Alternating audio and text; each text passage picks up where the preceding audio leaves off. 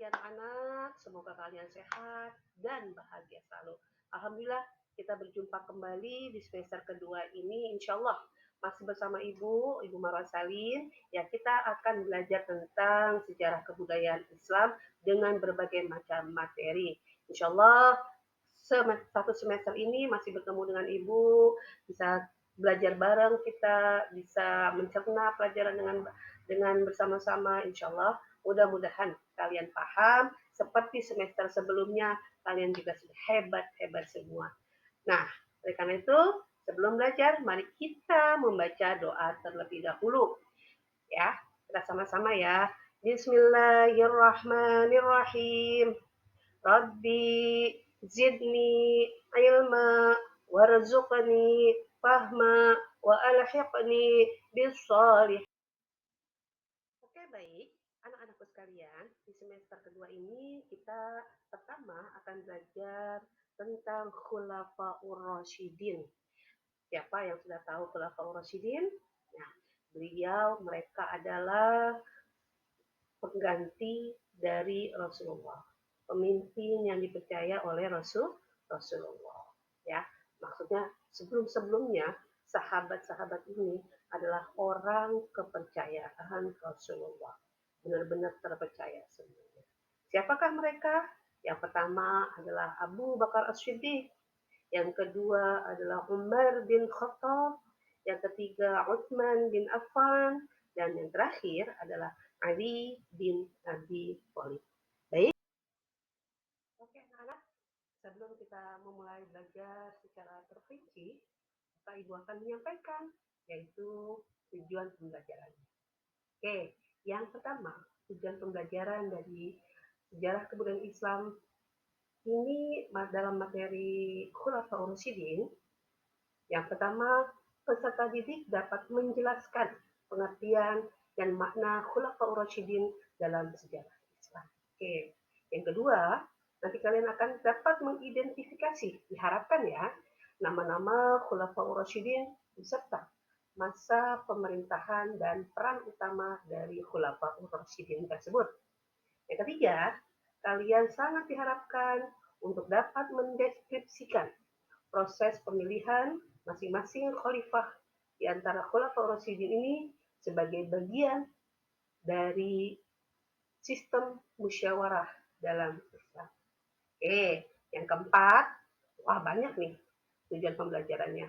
Yang keempat adalah kalian dapat menganalisis strategi dakwah dan kebijakan pemerintahan pada masa Khulafaur Rasyidin. Oke, selanjutnya yaitu tujuan pembelajaran berikutnya adalah kita harus memahami apa arti atau makna Khulafaur Rasyidin dalam sejarah Islam. Apa sih maksudnya? 4 khalifah pertama yang memimpin umat Islam setelah wafatnya Rasulullah SAW, mereka dikenal sebagai pemimpin yang adil, pemimpin yang bijaksana dan meladani ajaran Rasulullah dalam memimpin. Jadi mereka melakukan atau memimpin Islam ini dengan contoh langsung dari Rasulullah sebelum Rasulullah. Seluruh dari Khulafaur Rasyidin ini, empat-empatnya semuanya mengikuti ajaran Rasulullah, semua mengikuti kepemimpinan Rasulullah. Seperti mereka dikatakan sebagai pemimpin yang adil dan bijaksana.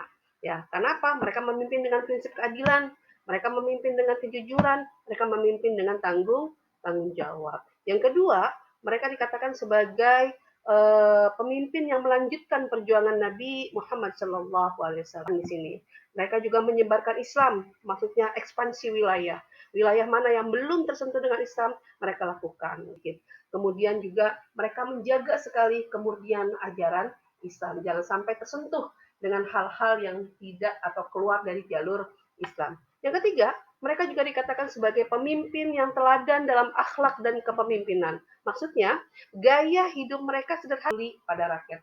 Kemudian yang keempat, ya, makna Khulafaur Rasyidin dalam sejarah Islam ini yaitu mereka mengutamakan musyawarah, mereka mengutamakan keadilan. Nah, keputusan-keputusan penting yang mereka ambil yaitu melalui musyawarah, tidak ada. Jadi seluruh dari Khulafaur Rasyidin ini yang 4, mereka betul-betul mengutamakan musyawarah dan keadilan. Selanjutnya apalagi? Mereka membuktikan bahwa Islam ini adalah sebagai agama yang mengatur seluruh aspek kehidupan. Apa aspeknya? Ada dari mulai ibadah, pemerintahan, ekonomi, pendidikan hingga hubungan sosial. Semuanya diatur dalam agama Islam gitu. Hingga politik aja, politik itu mereka terapkan dengan baik dan sempurna. Jadi sosok Khulafaur Rasyidin adalah sosok pemimpin ideal, jujur dan bermoral tinggi, akhlaknya bagus. Di sini sesuai dengan ke pendidikan sekarang, yaitu karakternya yang diutamakan ya. Jadi sejarah mereka memberikan pelajaran penting tentang kepemimpinan, akhlak, tanggung jawab itu sangat terlihat, dan yang terutama adalah pelayanan kepada. Baik, untuk selanjutnya yaitu kita berlanjut kepada masa pemerintahan Khulafaur Rasyidin. Yang pertama, masa pemerintahan Khulafaur Rasyidin adalah Abu Bakar As-Siddiq, yaitu dari 632 sampai 634 Masehi atau 11 sampai 13 Hijriah. Jadi pemerintahan Abu Bakar As-Siddiq ini hanya 2 tahun sampai beliau dijuluki sebagai As-Siddiq, yaitu pemimpin yang membenarkan. Maksudnya beliau adalah orang yang membenarkan pertama kali tentang kejadian Isra dan Mi'raj Rasulullah Shallallahu Alaihi Wasallam. Nah, di sini ada kontribusi besarnya adalah Abu Bakar As-Siddiq ini, Khalifah Abu Bakar As-Siddiq ini menyatukan kembali umat Islam setelah wafatnya Nabi Muhammad Shallallahu Alaihi Wasallam. Karena setelah Rasulullah wafat itu ada kericuhan, ada berbagai pemberontakan ataupun ada yang kembali murtad. Jadi Khulafaur Rasyidin yang pertama ini, Abu Bakar Siddiq, yang berusaha untuk menyatukan kembali umat Islam setelah wafatnya Nabi Muhammad Shallallahu Alaihi Wasallam. Yang kedua, beliau memerangi kaum murtad dan nabi palsu. Nah, situ akan terjadi perang Riddah, ya, perang memerangi orang-orang yang tidak lagi percaya kepada Islam dan keluar dari agama.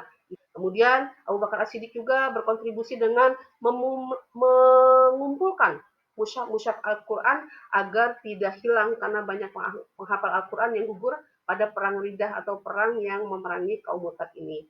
Kemudian kontribusi yang lain adalah meletakkan dasar-dasar pemerintahan Islam setelah meninggalnya Nabi Muhammad Shallallahu Alaihi Wasallam. Nah, yang kedua, Khalifah Umar bin Khattab, ya, ini berlangsung 634 sampai 644 Masehi atau 13 sampai 23 Hijriah. Alhamdulillah lumayan lama Umar bin Khattab memimpin pemerintahan Islam ini selama 10 tahun. Kira-kira gitu, selama 10 tahun ini apa sih kontribusi beliau kepada Islam? Apa sih kontribusi atau jasa-jasa beliau yang beliau berikan kepada Islam? Untuk Umar bin Khattab ini sering kita mendengar bahwa beliau disebut sebagai Al-Faruq, yaitu yang membedakan antara hak dan batil. Nah, untuk itu kontribusi apa yang telah kepada Islam? Yang pertama adalah membentuk sistem pemerintahan dan administrasi negara Islam. Ini pertama kali beliau lakukan. Yaitu diulang lagi, dikaji lagi bagaimana membentuk sistem pemerintahan yang baik dan bagaimana melakukan administrasi negara agar semua terlaksana dengan sempurna. Kemudian lagi kontribusinya adalah membagi wilayah kekuasaan menjadi beberapa daerah dan mengangkat gubernur ini. Selanjutnya, Umar bin Khattab juga berkontribusi membentuk Baitul Mal, yaitu perbendaharaan negara untuk mengatur keuangan umat. Jadi apa? Yang paling berkesan adalah sampai sekarang ini beliau menetapkan kalender Hijriah. Apa sih kontribusinya Utsman bin Affan kepada pemerintah Islam ataupun kepada Islam itu sendiri, ya? Apa? Yang pertama, ya, di zaman Utsman bin Affan pertama kali dibukukannya mushaf Al-Qur'an. Jadi satu versi, ya. Versinya apa waktu itu? Rasam Utsmani, ya kan? Ya, jadi dibuat satu versi yang kemudian dibakukan kembali, dibakukan sesuai dengan apa yang diperintahkan oleh Utsman bin Affan. Dan kemudian apa? Beliau menyebarkannya ke berbagai wilayah untuk menjaga keseragaman atau kesamaan bacaan-bacaan ayat-ayat Al-Quran. Nah, selanjutnya apa lagi? Kontribusi dari Utsman bin Affan kepada pemerintahan Islam atau kepada Islam itu sendiri, perkembangan Islam itu sendiri. Sama dari Abu Bakar, kemudian Umar bin Khattab, kemudian Utsman bin Affan, itu ingin wilayah Islam ini tersebar ke seluruh dunia. Maka kontribusi Utsman bin Affan yang kedua adalah memperluas wilayah Islam. Kemana? Ke Afrika Utara, pokoknya hampir di berbagai daerah di Asia Tengah juga disebarluaskan Islam ini. Masya Allah. Selanjutnya, apalagi yang diberikan oleh Utsman bin Affan kepada Islam, yaitu membangun armada laut sempurna. Kemudian apalagi? Yaitu membangun infrastruktur seperti masjid, terus apalagi ya, saluran air, yang semuanya adalah kepentingan masyarakat. Kontribusi Utsman bin Affan yaitu menjaga persatuan umat. Jadi walaupun di akhir masa pemerintahannya terjadi konflik politik ya di Utsman bin Affan ini, tapi yang beliau berikan kepada umat Islam ini adalah jangan sampai terjadi kesalahpahaman. Nah, yang terakhir, Khulafaur Rasyidin yang terakhir adalah Ali bin Abi Thalib ya. Ini memerintah dari tahun 656 sampai 661 Masehi atau 35 sampai 40 Hijriah. Berapa tahun? 5 tahun. Coba kita ulang. Dari Abu Bakar 2 tahun, Umar bin Khattab 10 tahun, Utsman bin Affan 12 tahun, dan Ali bin Abi Thalib ini 5 tahun. Jadi yang paling minus siapa? Utsman bin Affan, kemudian Umar bin Khattab. Oke. Ya. Apa sih kontribusi Ali bin Abi Thalib kepada Islam? Pemerintahan Islam, kepada masyarakat Islam. Apa saja? Nah, Ali bin Abi Thalib ini memimpin umat Islam di tengah konflik dan perpecahan. Siapa? Kemarin ya kan dilihat sebelumnya bahwa pemerintahan Utsman bin Affan di ujung di akhir kepemimpinannya ya ada konflik ya. Kemudian sampai Utsman bin Affan terbunuh ya kan. Ada perpecahan. Nah, dia apa? Bagaimana cara menyatukannya? Bagaimana cara mengembalikannya ke awal? Kemudian strategi yang pertama beliau lakukan adalah memindahkan ibu kota ke Kufah ya untuk mengatur stabilitas politik. Lagi kontribusi beliau yaitu menegakkan keadilan dalam menjaga nilai-nilai Islam, menjaga nilai-nilai yang paling penting yaitu dalam pemerintahan. Kemudian menghadapi beberapa perang saudara seperti perang Jamal dan perang Siffin ya kan lakukan. Terakhir, Ali bin Abi Thalib ini terkenal sebagai orang yang berani, cerdas dan bijaksana dalam menyelesaikan masalah umat. Pokoknya semuanya sesuai dengan ajaran Rasulullah Shallallahu Alaihi Wasallam. Jadi dari keempat khalifah ini, dari Khulafaur Rasyidin gitu, para Khulafaur Rasyidin ini bukan hanya sebagai seorang pemimpin, tapi juga sebagai teladan umat Islam. Ya, bagaimana mereka bisa menjadi contoh umat Islam seperti itu. Oke, baik. Sekarang kita masuk ke proses pemilihan Khulafaur Rasyidin. Ya, bagaimana menunjuk. Yang pertama, ya Abu Bakar As-Siddiq tadi 2 tahun dalam memimpin umat Islam gitu.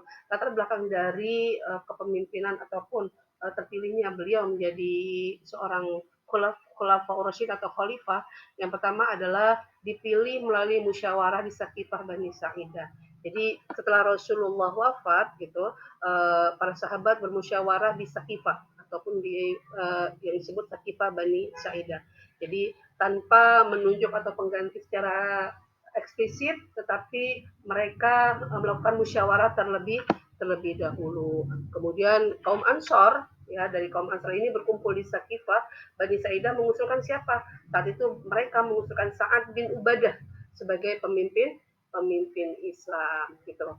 Jadi karena berbeda calon gitu, ada muncul ketegangan karena kaum muhajirin belum hadir dan pinginnya tidak ada perpecahan antara kaum muslimin dan kaum Ansor. Kalaupun saat itu kaum Ansor memilih ataupun mencalonkan Sa'ad bin Ubadah sebagai pemimpin umat, misalkan kaum muhajirin setuju, maka akan terpilihlah Sa'ad bin Ubadah. Tapi saat itu ada apa namanya ya, peran tokoh dalam hal itu. Jadi yang kedua dicalonkan oleh Umar bin Khattab. Jadi Abu Bakar As-Siddiq dicalonkan oleh Umar bin Khattab dan didukung oleh mayoritas sahabat Ansar dan Muhajirin. Jadi pas orang-orang Muhajirin sekaligus peran tokoh ini bermain gitu.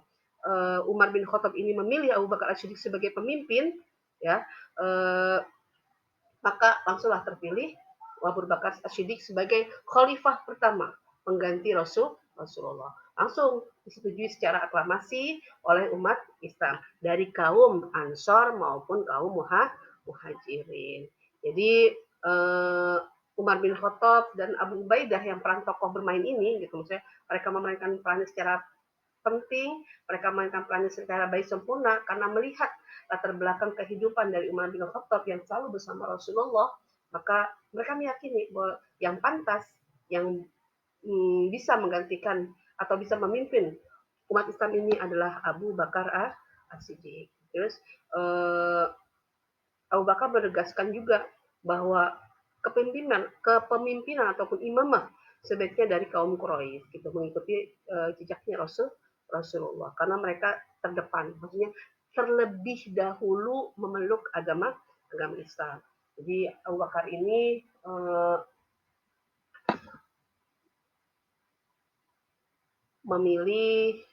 terpilih, Abu Bakar ini dipilih oleh Umar bin Khattab. Padahal Abu Bakar juga memilih Umar gitu. Abu Bakar juga memilih Abu Ubaidah. Pokoknya siapapun sebagai khalifah yang mereka ketahui bahwa mereka ini punya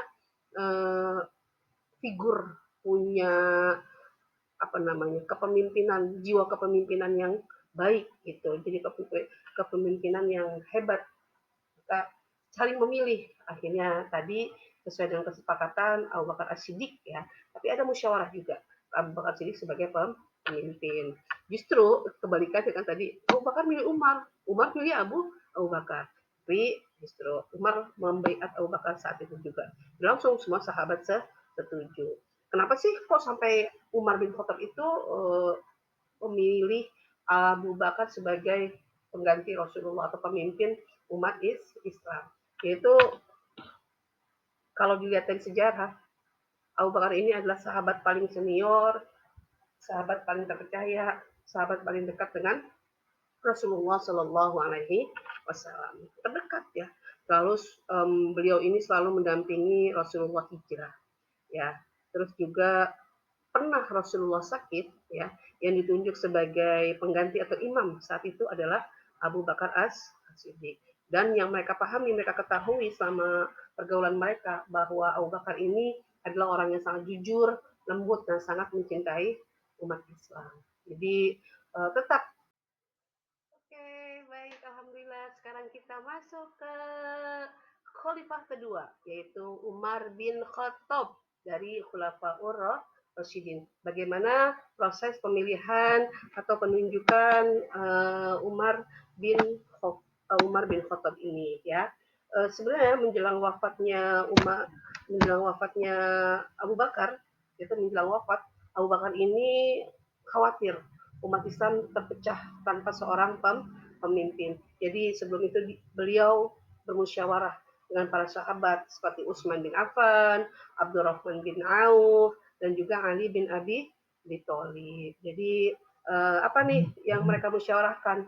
Jadi mereka bermusyawarah bagaimana kepemimpinan selanjutnya setelah seperti Abu Bakar As-Siddiq wafat, karena saat itu memang Abu Bakar As-Siddiq sedang sakit. Jadi beliau minta pendapat mereka, apakah mereka setuju dengan pilihan hati dari tunjukan Abu Bakar kepada Umar bin kepada Umar bin Khattab. Jadi yang pertama, gitu, Umar bin Khattab ini diangkat langsung oleh Abu Bakar sebelum wafatnya. Jadi walaupun secara langsung mengangkat Umar bin Khattab, Abu Bakar pun tetap menanyakan pendapat para sahabat.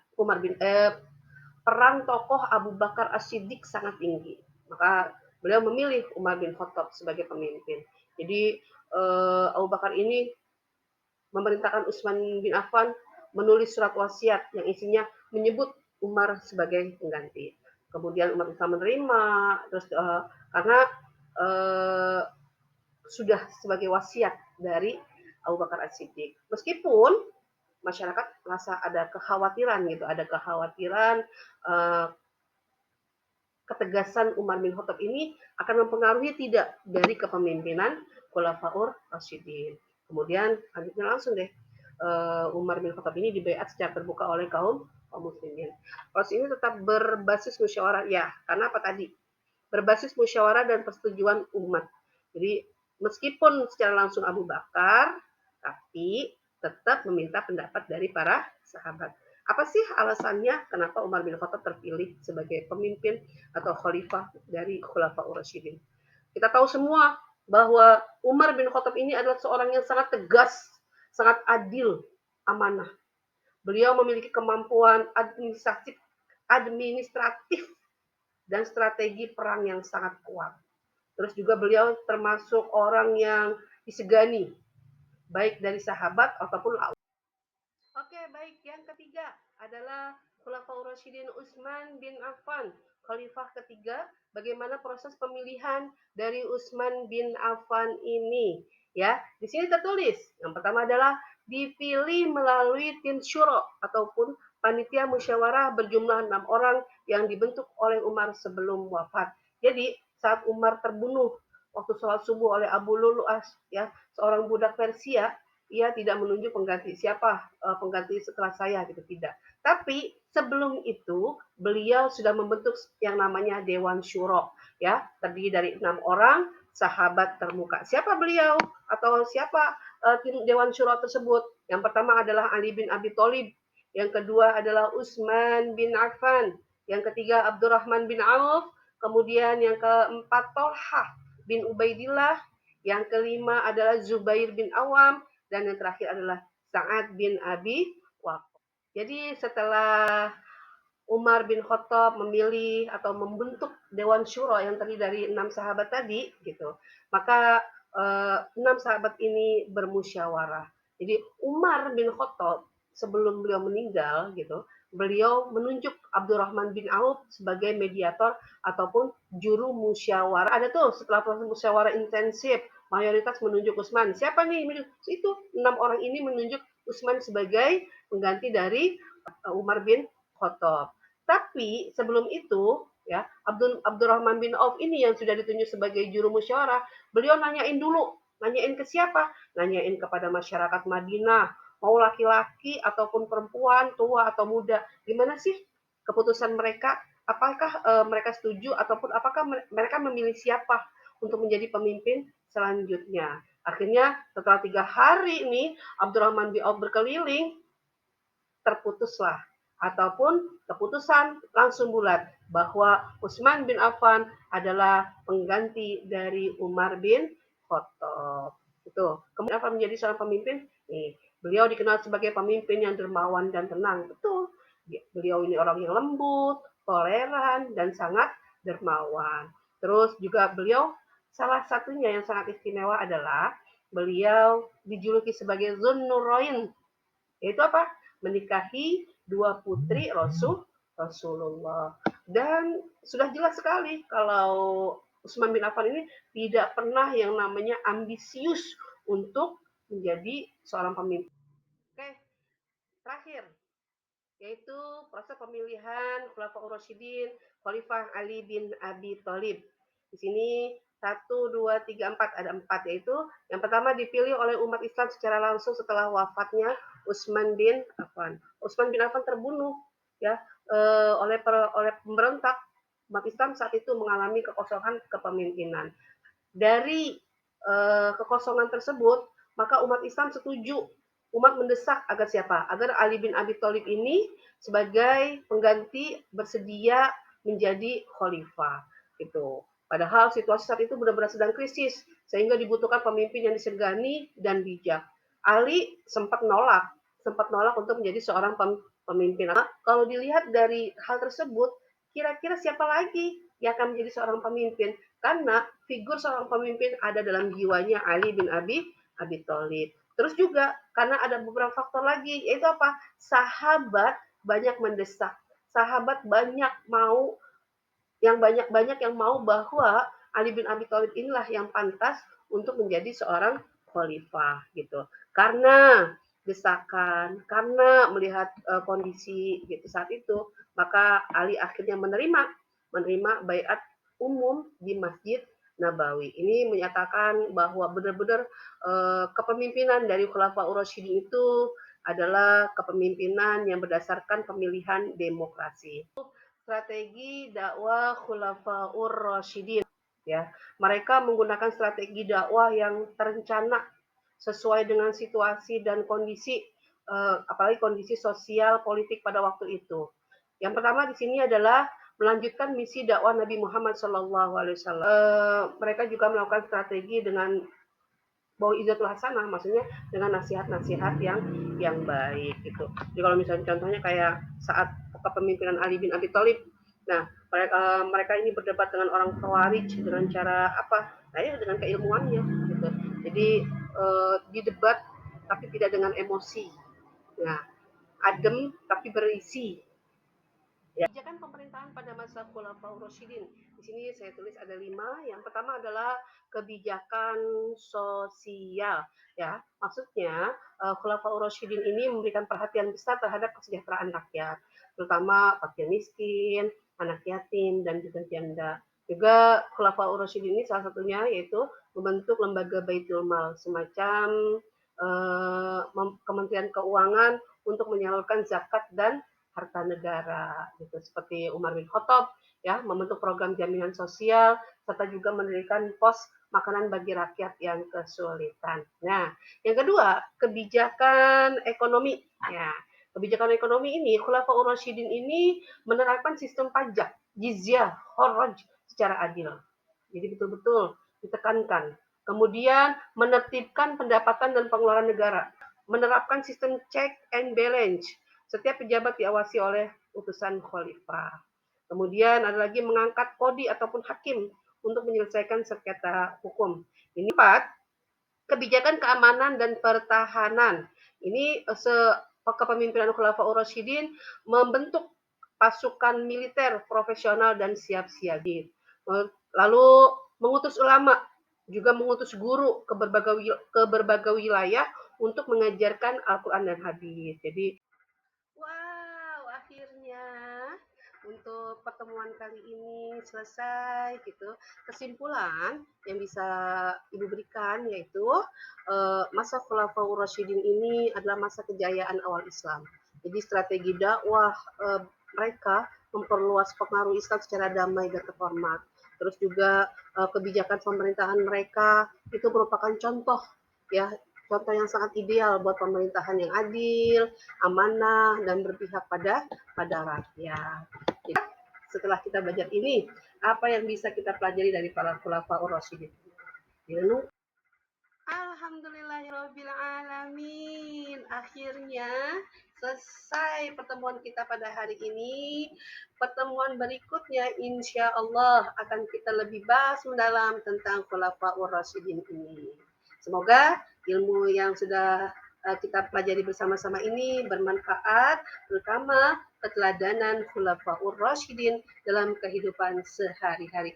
Alhamdulillah, ila liqa. Assalamualaikum warahmatullahi wabarakatuh.